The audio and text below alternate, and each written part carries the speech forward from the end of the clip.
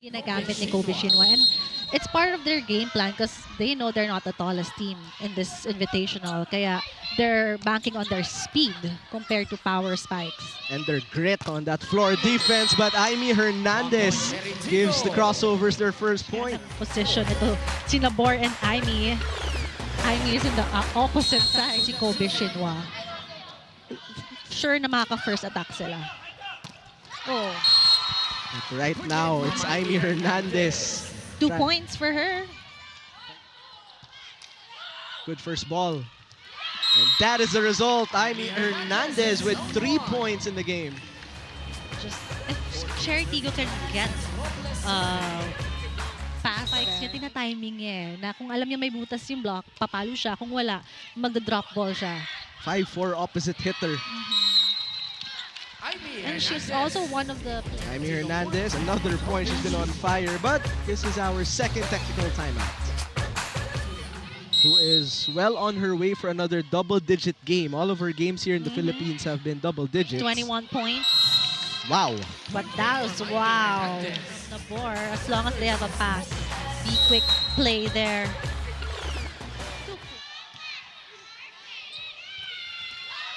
Same play, same result.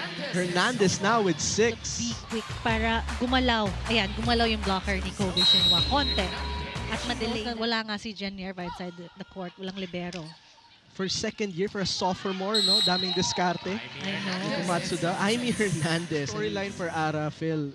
I mean, months ago, it was resurgence yung word na ginagamit nila. Ngayon, she is back. Yes. She is definitely back. Sa Cherry Tigo. And again, hard serves here for Cherry.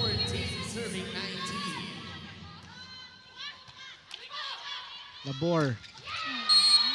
Yun talaga yung play na unstoppable. Yeah. Unstoppable. Kanina pa, I feel like it's 100% for Aimee Hernandez. The be quick hasn't been checked by Kobe Shinwa. 2 blockers, no problem.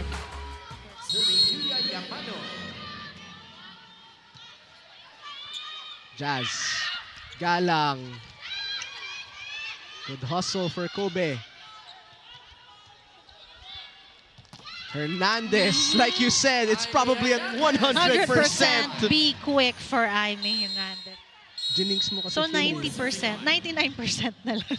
Nasa 95. Si Aimee Hernandez. So one more. Para pinabawi agad. 100% na ulit si Aimee Hernandez.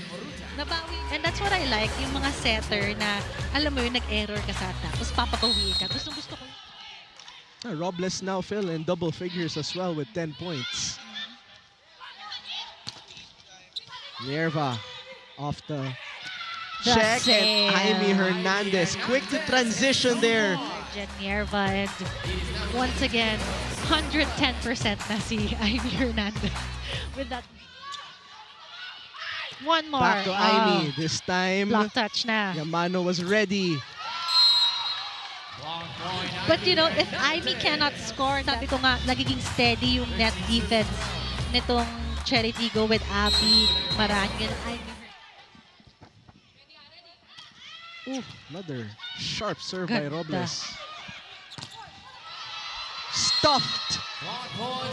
23 points. Back to Aimee.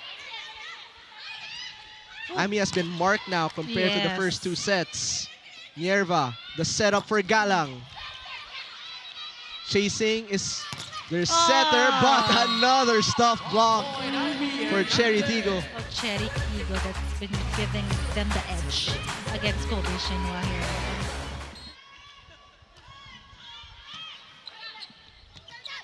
Bump set, Deloria fading.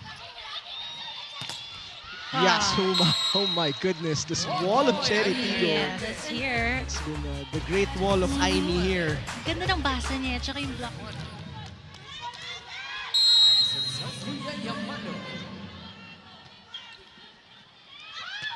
Aimee Hernandez. Same attack.